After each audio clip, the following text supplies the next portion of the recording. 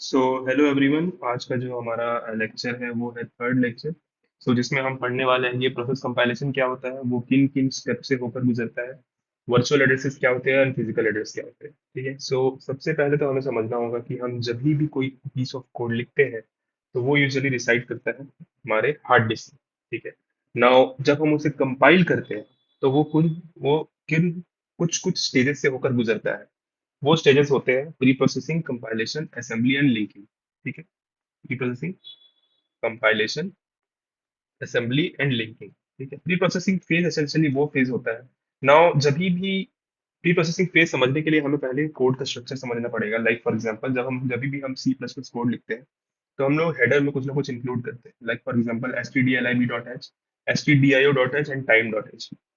ना ये जो हैशटैग इंक्लूड लाइब्रेरीज होते हैं ये एक्सटर्नल फीचर्स होते हैं जो कि एसेंशियली हमें कुछ ना कुछ फंक्शनैलिटीज प्रोवाइड करते हैं अपने कोड को इजीली लिखने के लिए। Like for example printf.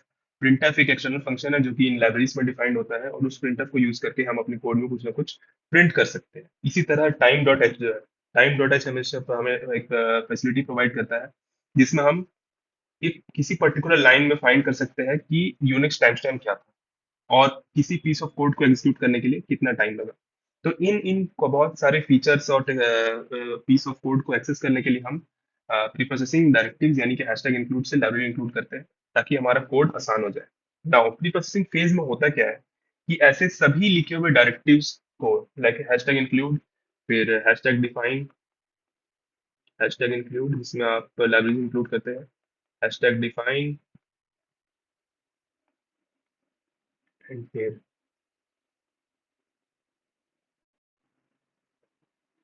Hashtag if. तो इन सारी चीजों का जो भी कोड है वो इन्वॉल्व किया जाता है एक्सपैंड करके हमारे इस एक्सपैंडेड कोड में। ठीक है। जो जो भी हम लाइब्रेरीज इंक्लूड करेंगे उनके पूरे कोड को निकाल कर इसमें डाल दिया जाएगा और अभी जो हमें पीस ऑफ कोड मिलता है ये एक्सपैंडेड कोड होता है और ये ह्यूमन रीडेबल होता है। मतलब इसमें आपका तो डेटा होगा ही, इसमें आपका कोड तो होगा ही, प्लस वो भी कोड प्रेजेंट होगा जो कि लाइब्रेरीज से आपने यूज किए हैं। ठीक। नाउ अब जो हमें एक्सपैंडेड कोड मिला वो एक कंपाइलेशन फेज से होकर गुजरता है। ये कंपाइलेशन फेज बहुत इन ये कंपाइलेशन फेज काफी डिटेल में होते हैं। तो इन कंपाइलेशन फेजेस के बारे में आप पढ़ेंगे जब आप कंपाइलर डिजाइन में जाएंगे, जो कि होता है lexical analysis,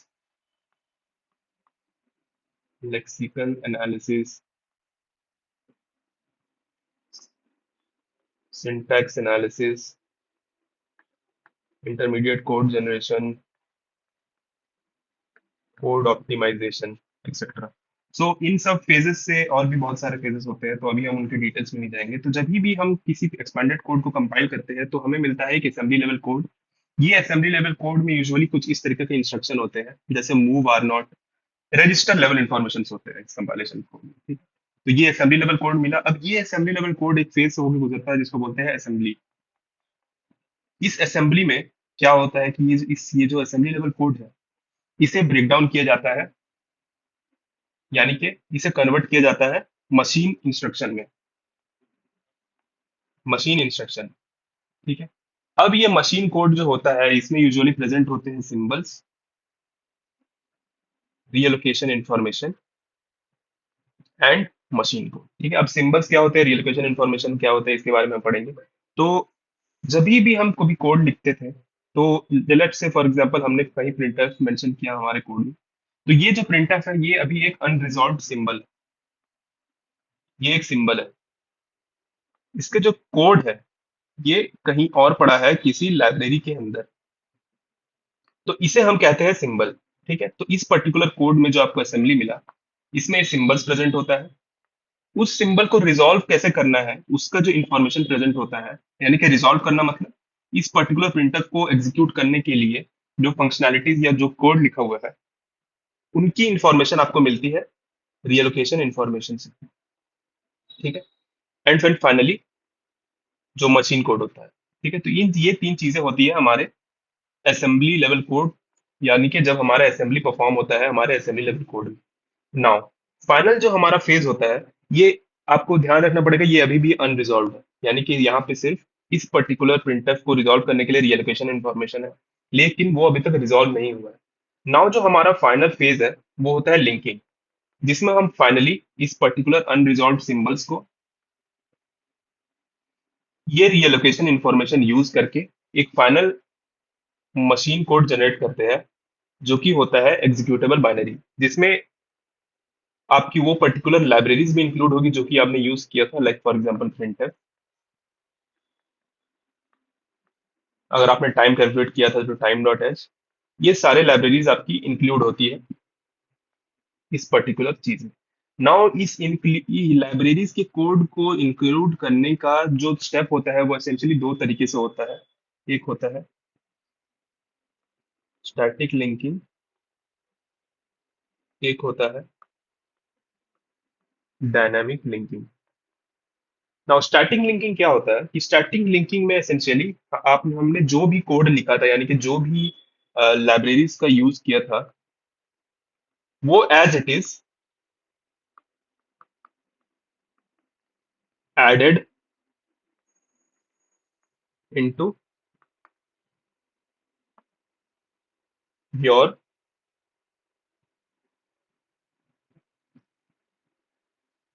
executable binary.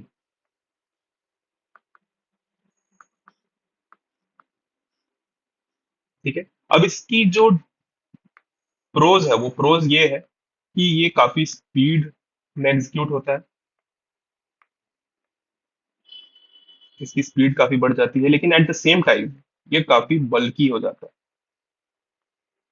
Now dynamic linking में होता क्या है कि आपने जो भी लाइब्रेरीज यूज की थी, उनकी जो लिंकिंग है वो इस स्टेज में ना होकर एसेंशियली वो सिर्फ एक बार मेमोरी में लाया जाएगा और एक पर्टिकुलर रख दिया जाएगा और आपके कोड में मेंशन कर दिया जाएगा उसका एड्रेस।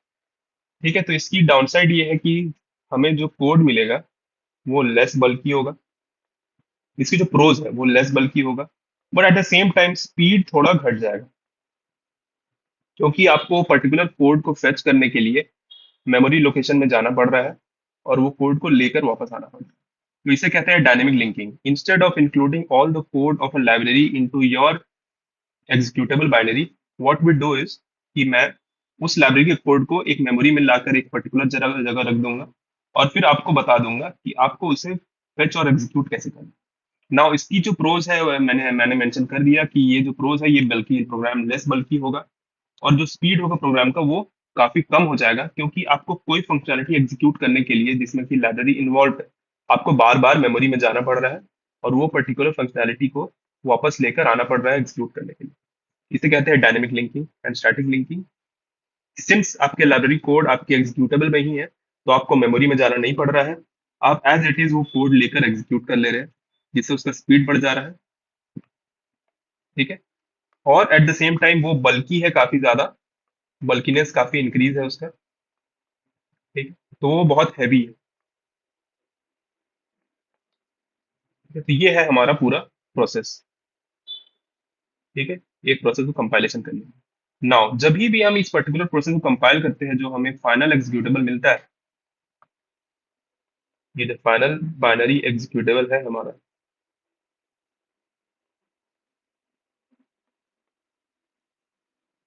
ये रिसाइड करता है हमारे इस टेक्स्ट सेक्शन में। ठीक है, लाइक फॉर एग्जांपल जो फाइनली बाइनरी एग्जीक्यूटेबल हमें मिला, पूरे फेजेस ऑफ कंपाइलेशन से होकर, ठीक है, जो फाइनल बाइनरी एग्जीक्यूटेबल हमें मिला,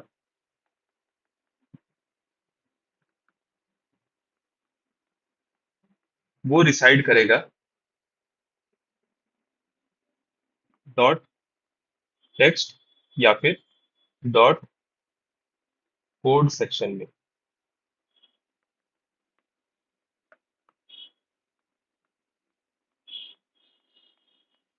ठीक है। ठीक है, वो रिसाइड करेगा डॉट डॉट टेक्स्ट या फिर डॉट कोड सेक्शन में।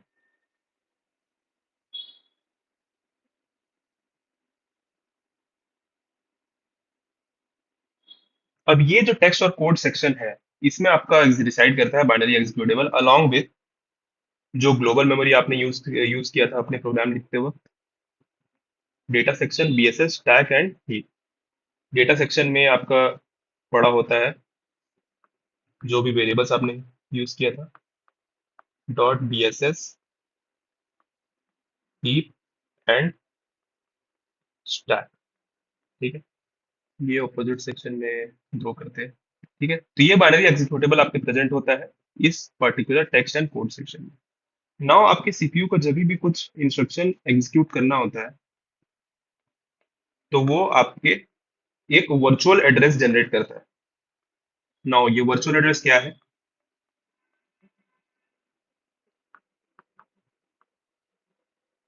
ये वर्चुअल एड्रेसेस स्टार्ट होते हैं यूजुअली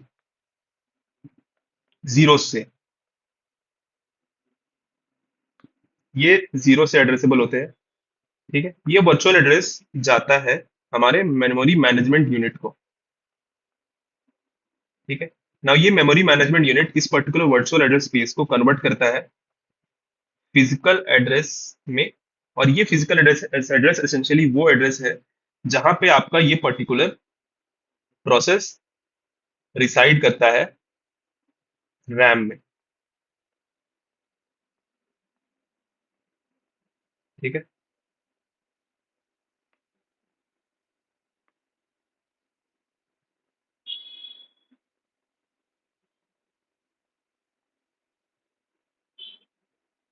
ठीक है, तो सबसे पहले सीपीयू ने एक वर्चुअल एड्रेस स्पेस जनरेट किया। वो virtual address space usually zero से एड्रेसेबल होता है। फिर वो वर्चुअल एड्रेस स्पेस एक मेमोरी मैनेजमेंट यूनिट में जाता है। वो मेमोरी मैनेजमेंट यूनिट एक फिजिकल एड्रेस स्पेस जनरेट करती है। वो फिजिकल एड्रेस स्पेस एसेंशियली वो एड्रेस है जो कि जहाँ पे वो पर्टिकुलर प्रोसेस मेमोरी में रिसाइड करता है। एंड फिर उस पर्टिकुलर मेमोरी में से हम ये टेक्स्ट और कोड सेक्शन से एक एक इंस्ट्रक्शन लेते हैं, सीपीयू तक लेके जाते हैं और फिर उसे एग्जीक्यूट करते हैं।